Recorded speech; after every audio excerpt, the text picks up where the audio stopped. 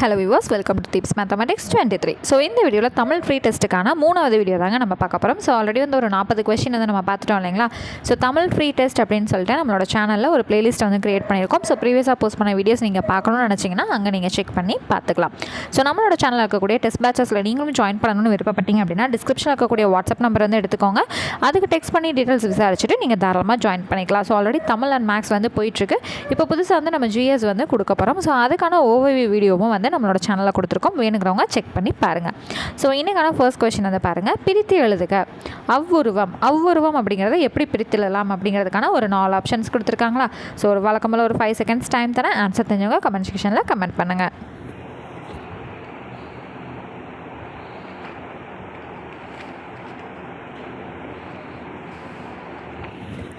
So அவ்வுருவம் இது எப்படிங்க பிரித்து எழுதலாம்? ஆ கூட்டல் உருவம், ஆப்ஷன் சி தான் நமக்கு சரியானது. ஓகேங்களா. அடுத்தது 42வது கேள்வி. ஒருவருக்கு மிகச்சிறந்த அணியாக இருக்கும் என வள்ளுவர் எதை கூறுகிறார்? அறிவு இன்சொல், தெளிவு இன்சொல், பணிவு இன்சொல், அன்பு இன்சொல். ஆன்சர் தெரிஞ்சவங்க கமெண்ட் செக்ஷனில் கமெண்ட் பண்ணுங்கள்.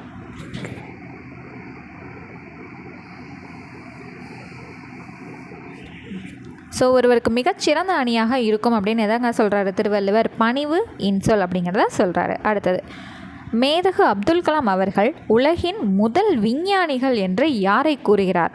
இளைஞர்கள், முன்னோர்கள், குழந்தைகள், தாய்மார்கள்.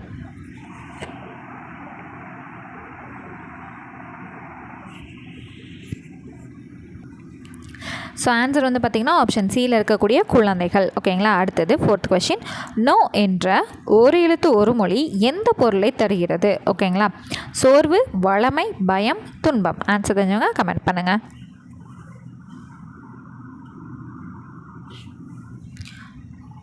ஓகேங்க. நோ அப்படிங்கிறது பார்த்திங்கன்னா துன்பம் அப்படிங்கிறது தான் இதுக்கான ஆன்சர். ஓகேங்களா. அடுத்தது, தமிழை உன்னை நினைக்கும் தமிழன் என் நெஞ்சம் இனிக்கும் இனிக்கும் எனும் வரிகள் யாருடையது? வே. ராமலிங்கனார், கவிமணி, கவிஞர் காசி ஆனந்தன், பாரதிதாசன்.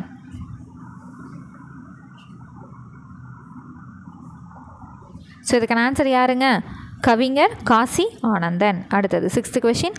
பாவலரேறு பெருஞ்சித்திரனாரின் கனிச்சாறு எனும் நூல் எத்தனை தொகுதிகளாக வெளிவந்தது? 6, 7, 8, 9.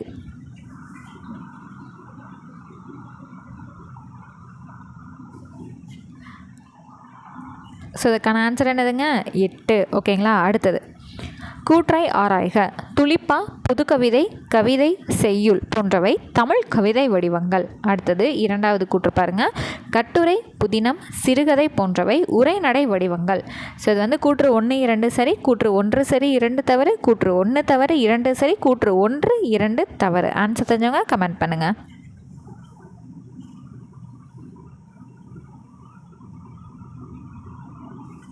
ஸோ இதுக்கான ஆன்சர் பார்த்திங்கன்னா 2மே வந்து சரியானது. அப்போ ஆப்ஷன் ஏ தான் நமக்கு கரெக்ட். ஓகேங்களா. அடுத்தது, ஆசியாவிலேயே மிகப்பெரிய நூலகம் எங்குள்ளது? Paris, China, Tamil Nadu, Kolkata.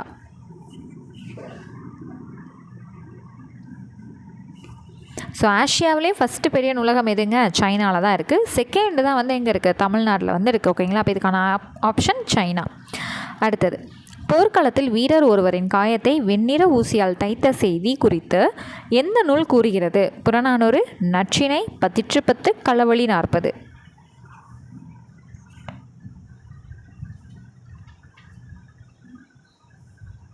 So இதோட ஆன்சர் பார்த்திங்கன்னா ஆப்ஷன் சி 10. அடுத்தது, பழமொழியின் சிறப்பு டேஸ் சொல்வது? விரிவாக, தெளிவாக, சுருங்க, பழமையை.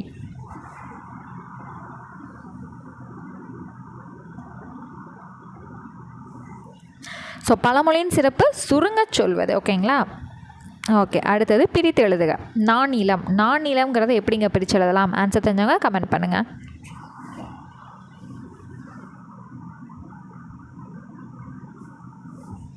ஸோ நானிலம் அப்படிங்கிறத 4 கூட்டல் நிலம் அப்படின்னு நம்ம பிரிக்கலாம். ஓகேங்களா.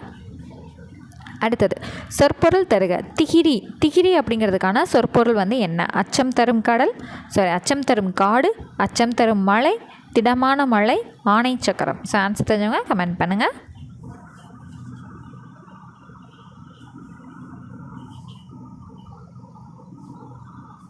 ஸோ இதுக்கு என்னதுங்க? ஆப்ஷன் டி ஆணை சக்கரம். அடுத்தது கத்துங்குயிலோசை சற்றே வந்து காதில் படவேணும் என பாடியவர் யார்? பாரதிதாசன், வாணிதாசன், சுப்பரத்தினதாசன், பாரதியார். ஆன்சர் தெரிஞ்சவங்க கமெண்ட் செக்ஷனில் கமெண்ட் பண்ணுங்கள்.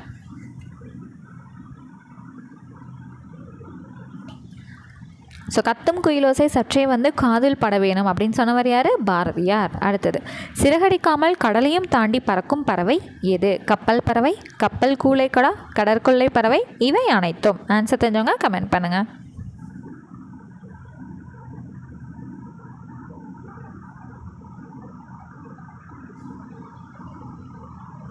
ஸோ சிறகடிக்காமல் கடலையும் தாண்டி பறக்கும் பறவையோட பேர் வந்து கப்பல் பறவை, கப்பல் கூளைக்கடா, கடற்கொள்ளை பறவை. இது மூணுமே ஒரே பறவையை குறிக்கக்கூடிய பெயர் தானே. அப்போ இவை அனைத்தும் அப்படிங்கிறது தான் நமக்கான ஆன்சர். அடுத்தது டாக்டர் சலீம் அலி தன் வாழ்க்கை வரலாற்று நூலுக்கு என்ன பெயரிட்டு உள்ளார்?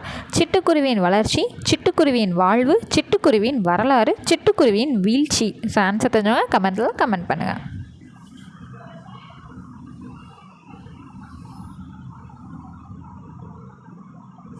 ஸோ இதுக்கான ஆன்சர் ஆப்ஷன் டியில் இருக்கக்கூடிய சிட்டுக்குருவியின் வீழ்ச்சி. ஓகேங்களா? அடுத்தது மைக்ரேஷன் என்பதன் பொருள் தருக, அதாவது தமிழாக்கம். பிம்பம், வானிலை, வலசை, பார்வை.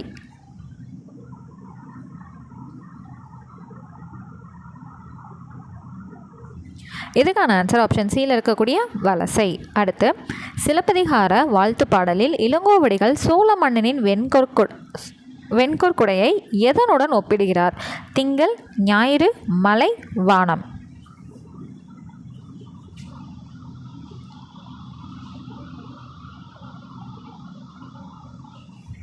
ஸோ இதுக்கான ஆன்சர் ஆப்ஷன் ஏல இருக்கக்கூடிய திங்கள். அடுத்தது அன்பிலார் எல்லாம் தமக்குரியர் டேஸ் உரியர் பிறருக்கு. ஸோ 2 வேர்டு வந்து மிஸ் ஆகிருக்கு. என்னங்கிறது தெரிஞ்சதுன்னா கமெண்ட்டில் சொல்லுங்கள்.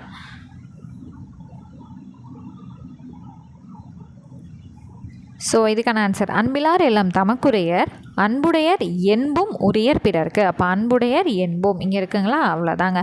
அடுத்தது பொறுத்துக. ஸோ அந்த பாடல் இருக்குது இல்லைங்களா? அந்த பாடலை வந்து நம்ம என்ன பண்ண சொல்லியிருக்காங்க? பொறுத்த சொல்லியிருக்காங்க. ஸோ இதுக்கான ஆன்சர் உங்களுக்கு நானே சொல்லிடுறேன். ஐயம் தெளிந்த சொல், ஒரிமுத்து செயல்படு, ஓய்வர உலை, ஔடதமாம் அனுபவம், என்றும் அறிவியலே வெல்லும். ஓகேங்களா? ஸோ அவ்வளோதான். அப்போ ஆப்ஷன் வந்து எல்லாமே ஸ்ட்ரெயிட்டாக மேட்ச் ஆகிருக்கு. அப்போ 1 2 3 4 5 ஆப்ஷன் பி தான் நமக்கு சரியானது. ஸோ இன்றைக்கான லாஸ்ட் கொஸ்டின் வந்து நம்ம பார்த்துடலாம். ஐக்கிய நாடுகள் சபை சோபியா ரோபோவுக்கு வழங்கிய பட்டம்? புதுமை பெண், புதுமை மனிதன், புதிய பெண், புதுமைகளின் வெற்றியாளர். ஆன்சர் தெரிஞ்சவங்க கமெண்ட் பண்ணுங்கள்.